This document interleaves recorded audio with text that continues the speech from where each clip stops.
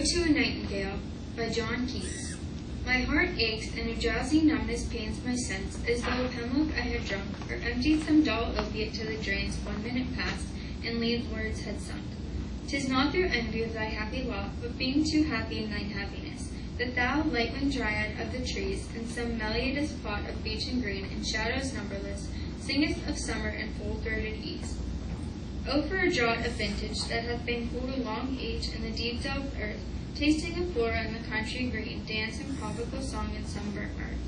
O for a beaker full of the warm south, full of the truth, the blushful hypocrite, with beaded bubbles winking at the brim, and purple-stained mouth, that I might drink and leave the world unseen, and with thee fade away into the forest dim. Fade far away, dissolve and quite forget what thou among the leaves hast never known. The weariness, the fever, and the fret here, where men sit and hear each other groan. Where palsy shakes a few sad last gray hairs, where youth grows pale and spectre thin and dies. Where but to think is to be full of sorrow, and leaden eye despairs. Where beauty cannot keep her lustrous eyes, or new love pineth them beyond tomorrow. Away, away, I will fly to thee, not charioted by Bacchus and his parts, but on the viewless wings of poesy, through the dull brain perplexes and retards. Already with thee, tender as the night, and happily the queen moon is on her throne, clustered around by all her starry face. But there is no light, save what from heaven is with the breezes blown through verdurous glooms and winding mossy ways. I cannot see what flowers are at my feet, nor what soft incense hangs above the boughs, but, in embalmed darkness, guess each sweet, where within the seasonable month endows, the grass, the thicket, and the fruit tree wild, white hawthorn and the pastoral eglantine, fast fading violets covered up in leaves, in mid-May's eldest child, the coming musk rose full of dewy wine, the murmurous haunt of flies on summer eves.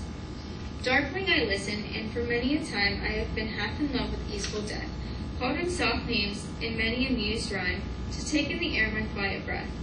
No more than ever it seems rich to die, to seize upon the midnight with no pain, while thou art pouring forth thy soul abroad in such an ecstasy. Still wouldst thou sing, and I have ears in vain, to thou high requiem became a sod.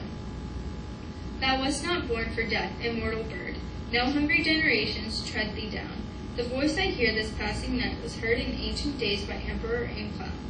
Perhaps this self-same song that found a path through the sad heart of Ruth when, sick for home, she stood in tears amid the alien corn. The same that oft-times hath charmed magic seasmans, opening in the foam of perilous seas in fairy lands forlorn.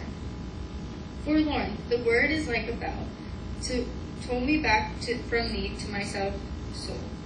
Adieu, the fancy cannot cheat so well as she is famed to do, deceiving elf.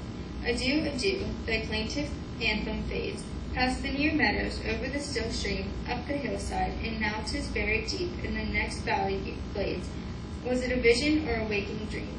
Fled is that music. Do I wake or sleep?